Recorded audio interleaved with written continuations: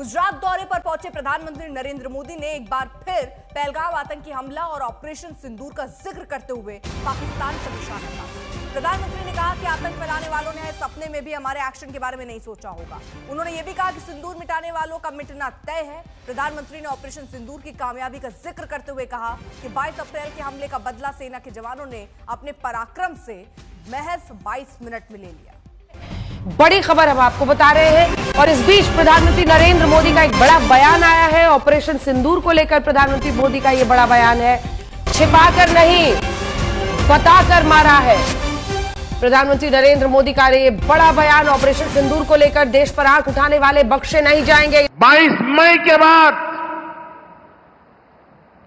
मैंने कभी छुपाया नहीं, सीना तान कर बिहार की जनसभा में मैंने घोषणा की थी, मैं आतंकवाद के ठिकानों को मिट्टी में मिला दूंगा, जो कि वो नहीं करना चाहते। आप मोदी साहब की गेम प्लान को तो समझें यार।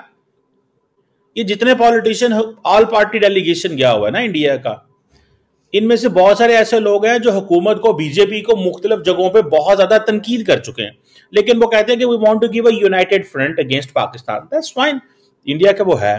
दिन चले गए जब हम कहते थे नहीं यार पाकिस्तान के पास न्यूक्लियर वेपन है। दोस्तों आपको पता है 26/11 में क्या हुआ? 26/11 में हम लोगों ने रिस्पांस इसलिए नहीं दिया क्योंकि हमें लगा कि पाकिस्तान के पास तो न्यूक्लियर वेपन्स हैं। पार्लियामेंट पर अटैक हुआ, अक्षरधाम मंदिर पर अटैक हुआ, नहीं पाकिस्तान के पास न्यूक्लियर वेपन्स है। 1999 में कारगिल पे पाकिस्तान चढ़ दौड़ा, एक ट्रीटी का वायलेशन करके। शिमला मुआहदे में, शिमला एग्रीमेंट में साफ तौर से लिखा है कि सर्दियों में नीचे चले जाएंगे फौजी और वापस गर्मियों में डीजीएमओ लेवल पे फोन पे बात करके ऊपर आ जाएंगे। पाकिस्तान ने 1999 में करार तोड़ा कि जब तक पाकिस्तान आर्मी खित्ते के अंदर सिक्योरिटी की सूरत हाल को बरकरार रखेगी तो ये अपने आप को पाकिस्तान की और इलाके की जियो पॉलिटिक्स में रेलेवेंट रखेगी, माल पानी कमाएगी, डॉलर कमाएगी। ठीक है, कभी इंडिया से, कभी भारत से, कभी हिंदुस्तान से। अभी पिछले साल मई के महीने में ये ईरान के ऊपर मिसाइल बारी कर रहे थे, ठीक है, आपको याद होगा। ये ईरान के साथ सरहदी झड़पें कर रहे थे, ठीक है। इनके अफगानिस्तान के साथ ताल्लुकात खराब हैं और सिर्फ चीन के बाद भुइरा अरब एक ऐसा मुल्क है जहां से अभी तक पाकिस्तान की हमसायों की कोई शिकायत नहीं आई है। तो पहलगाम आतंकी हमला सहन नहीं किया जाएगा। प्रधानमंत्री की दो टूक, संदेश एकदम साफ कि आतंकवाद को किसी भी कीमत पर बर्दाश्त नहीं किया जाएगा। सेना के पराक्रम और शौर्य का जिक्र भी प्रधानमंत्री ने किया और कहा कि 22 मिनट में ही जवानों ने अपने पराक्रम से बदला ले लिया। खुद मुख्तारी जो होती है ना, सबसे पहले जेब की खुद मुख्तारी होती है, जमीन की खुद मुख्तारी बाद में आती है। जो जेब से खुद मुख्तार है फिर वो पूर्णतः खुद मुख्तार है, पूरी तरीके से खुद मुख्तार है। और भारत ने यह बात दो टूक शब्दों में पूरी दुनिया को बता। अगर किसी को डाउट है दोस्तों तो प्रधानमंत्री मोदी जी का बयान देख सकता है। मोदी जी ने बोला था अगर बात होगी तो पाकिस्तान ऑक्युपाइड कश्मीर के ऊपर होगी, अगर कोई बात होगी तो आतंकवाद के ऊपर होगी। इसके अलावा we are not interested in talking to Pakistan. क्या पाकिस्तान भीख मांगेगा? पाकिस्तान की आदत है भीख मांगने की। Even when it is not required they beg, because उनकी आदत में शुमार हो चुका है। अब ये जाएंगे अरब देशों के पैर पड़ेंगे कि 80 भी मुसलमान थे, तुसी भी मुसलमान, थोड़ी सी मदद कर दो हमारी, भारत से हमारी बात करवा दो, भारत से हमारी बात करवा दो, कश्मीर के मुद्दे में मध्यस्थता कर लो, कश्मीर के मुद्दे में बीच में आ जाओ। अरे अरब शेख कहता है कि यार हमारा क्या लेना देना कश्मीर से। अरब शेख यह कहता है कि हम क्या करें कश्मीर का, हमें कोई इंटरेस्ट ही नहीं है कश्मीर में। अगर हां कश्मीर में 10 रुपए लगाकर 20 कमाए जा सकते हैं तो बात करो, otherwise we are not interested, otherwise we are not interested. और पाकिस्तान तिनका तिनका अपनी खुद मुख्तारी बेच रहा है तुर्की जैसे देशों को, क्योंकि तुर्की तैयार है कश्मीर के बारे में बात करने के लिए। और दोस्तों यहां पे मैं तुर्की का भी इलाज बताता हूं आपको। ये सारे के सारे तुर्की है, ईरान है, ये सब क्या चाह रहे हैं कि मुस्लिम दुनिया के चौधरी बन जाए। वो दिन चले गए जब हम कहते थे नहीं यार पाकिस्तान के पास न्यूक्लियर वेपन है। दोस्तों आपको पता है 26/11 में क्या हुआ? 26/11 में हम लोगों ने रिस्पांस इसलिए नहीं दिया क्योंकि हमें लगा कि पाकिस्तान के पास तो न्यूक्लियर वेपन्स हैं। पार्लियामेंट पर अटैक हुआ, अक्षरधाम मंदिर पर अटैक हुआ, नहीं पाकिस्तान के पास न्यूक्लियर वेपन्स है। 1999 में कारगिल पे पाकिस्तान चढ़ दौड़ा, एक ट्रीटी का वायलेशन करके। शिमला मुआहदे में, शिमला एग्रीमेंट में साफ तौर से लिखा है कि सर्दियों में नीचे चले जाएंगे फौजी और वापस गर्मियों में डीजीएमओ लेवल पे फोन पे बात करके ऊपर आ जाएंगे। पाकिस्तान ने 1999 में करार तोड़ा। भारत ने जवाबी कार्रवाई करी, बहुत मारा पाकिस्तानियों को, लेकिन भारत ने लाइन ऑफ कंट्रोल पार नहीं करी। भारत ने बोला नहीं कोई बात नहीं, लाइन ऑफ कंट्रोल पार नहीं करेंगे। क्यों? क्योंकि पाकिस्तान के पास न्यूक्लियर है। ऑपरेशन सिंदूर का सबसे बड़ा जो टेक अवे है दोस्तों, सबसे बड़ा टेक अवे ऑपरेशन सिंदूर का कि ये न्यूक्लियर धमकी को हमने बिल्कुल धुआं धुआं कर दिया।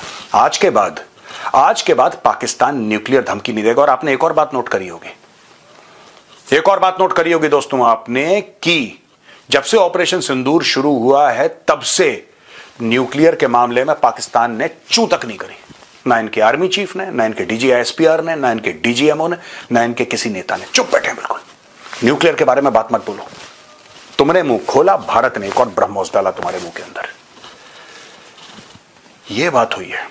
एक तो न्यूक्लियर धमकी, दूसरी चीज डॉक्टर जयशंकर ने दो टूक शब्दों में यह बोला है कि भारत और पाकिस्तान की अगर बातचीत होगी तो वो भारत के बताए हुए मुद्दे पर होगी और बायलैटरल होगी। पाकिस्तान बड़े समय से एक बात की कोशिश कर रहा है कि पूरी दुनिया इन्वॉल्व हो जाए। और आपको पता है पाकिस्तान एक्चुअली ये बता रहा है अपने लोगों को, यानी कि आम पाकिस्तानियों को बता रहा है कि देखो कश्मीर का मुद्दा हमने इंटरनेशनलाइज कर दिया, पूरी दुनिया इन्वॉल्व हो गई। क्यों झूठ बोलते हो? भारत इन्वॉल्व होने देगा? हां, ट्रंप चाहता है इन्वॉल्व होना, लेकिन ट्रंप के चाहने ना चाहने से क्या होता है? मैं पाकिस्तानियों आपसे बात कर रहा हूं, ट्रंप के चाहने ना चाहने से क्या होता है यार?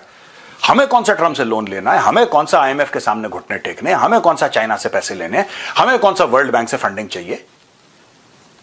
यही आप में और हम में सबसे बड़ा फर्क है। खुद मुख्तारी जो होती है ना, सबसे पहले जेब की खुद मुख्तारी होती है, जमीन की खुद मुख्तारी बाद में आती है। जो जेब से खुद मुख्तार है फिर वो पूर्णतः खुद मुख्तार है, पूरी तरीके से खुद मुख्तार है। और भारत ने ये बात दो टूक शब्दों में पूरी दुनिया को बता। तो पाकिस्तान के अंदर इस वक्त सिक्योरिटी कोई प्रॉब्लम नहीं है। पाकिस्तान के अंदर सिक्योरिटी एक परमानेंट धंधा है। इन जर्नैलों के बाद जब ये रिटायर हो जाएंगे, जो नीचे के लेफ्टिनेंट कर्नल और ब्रिगेडियर ऊपर आकर जनरल बनेंगे, उन्होंने माल पानी कहां से कमाना है? उन्होंने अपने बच्चों को अमेरिका, यूरोप, कनाडा की यूनिवर्सिटियों में हजारों लाखों डॉलर देकर कैसे भेजना है? ऑपरेशन करना है। जिस तरह गायनाकोलॉजिस्ट ऑपरेशन करती है उस तरह से ये भी ऑपरेशन करते हैं। अभी ये बलूचिस्तान में ऑपरेशन करेंगे, फिर शुमाली वजीरिस्तान में ऑपरेशन करेंगे, फिर खैबर पख्तूनख्वा में ऑपरेशन करेंगे, और उसके बाद इंडिया को एक दो उंगल देकर फिर उसके साथ लड़ाई छेड़ देंगे। यानी ये कॉन्स्टेंटली इस खित्ते के अंदर पाकिस्तान के लोगों को पीस के साथ, अमन के साथ, इकोनॉमिक प्रॉस्पेरिटी के साथ, क्लैरिटी ऑफ विजन के साथ जिंदा नहीं रहने देंगे। आरजू, ये मेरा मानना है। लेकिन आपको लग रहा है कि पब्लिक को ये सब कुछ बातें समझ में नहीं आ रही हैं क्या? 2 साल से सोशल मीडिया इन्होंने बैन कर रखा था, ब्लॉक कर रखा था। भारत के साथ जैसे ही इनका हल्का फुल्का झड़पें हुई, उसके साथ ही सोशल मीडिया इन्होंने फौरन ही खोल दिया है, VPN के बगैर भी चल रहा है। और अब इनको डर नहीं लग रहा। दूसरी तरफ हम देख रहे हैं कि बार बार हमें वही जो हमारे बचपन में स्कूल में और कॉलेज में हम जो पढ़कर निकले हैं कि सारी जंगें हमने जीती हैं, इस बार भी हम ही जीत गए। जी बिल्कुल, हमने वो जो चंद घंटे की सरहदी झड़प थी वो हम जीत गए। और हमें ये कहा करते थे कि भारत जो है रात की तारीकी में हमले करता है और पाकिस्तानी फौज ने रात के उजाले में हमला किया। आप यानी फर्क को चेक कीजिए। और इस सारी जो ऑपरेशन था, इसके पीछे जो टर्मिनोलॉजी थी वो कुरान की एक आयत से ली गई थी कि ये ऑपरेशन बुनियाने मरसूस है। यानी पाकिस्तानी फौज ने इस पाकिस्तान और इंडिया की जो नेशनलिस्टिक वॉर थी, जो कौमियत की बुनियाद पर लड़ी जाने वाली जंग थी, उसे एक मजहबी तनाजे के अंदर कन्वर्ट कर दिया। इन्होंने पाकिस्तान के अंदर जो बैड तालिबान हैं उनको फितना अल खवारिज का नाम दिया, जो कि हजरत अली के मुखालिफ थे। उन्होंने उसको भी एक रिलीजियस टच दिया। अब इन्होंने BLA का नया नाम फितना अल हिंदुस्तान रखा है, यानी इसके पीछे भी अरबिक टच है और इंडिया की दुश्मनी है। तो मुझे लगता है कि पाकिस्तान मिलिट्री की जानिब से ये जो स्ट्राइक्स की गई, बजाय इसके कि पाकिस्तान मिलिट्री अगर वाकई दहशतगर्दों का साथ छोड़ चुकी है तो इंडियन मिलिट्री के साथ मिलकर हाफिज सईद के कैंप के ऊपर हमला करती और उसे डिस्ट्रॉय करती। इंडियन मिलिट्री के साथ मिलकर भावलपुर की मस्जिद सुबहान पर हमला करती और उसे डिस्ट्रॉय करती। इंडियन मिलिट्री के साथ मिलकर आजाद कश्मीर की मस्जिद बिलाल के ऊपर हमला करती और उसे डिस्ट्रॉय करती कि ये मसाजिद नहीं है, ये दहशतगर्दों के ठिकाने हैं। लेकिन आपने मुरीदके में पीछे डॉक्टर उस्मान खड़े हैं जो कि IG पंजाब हैं, आपकी मिलिट्री स्टैब्लिशमेंट के अफसर खड़े हैं। दहशतगर्दों के अहले खाना के जनाजे आपने कौमी परचम में लाताबूत में लपेटकर यह साबित किया है कि आज भी पाकिस्तान की मिलिट्री स्टैब्लिशमेंट दहशतगर्दों के साथ खड़ी है। आरजू, वो उन्हें दहशतगर्द समझते ही नहीं है ना। हाफिज सईद साहब बोला जाता है हमारे यहाँ। मौलाना मसूद अजहर, इतने रिस्पेक्टफुली नाम मैंने टेररिस्टों का पहली बार पाकिस्तान में बस सुना है और कहीं।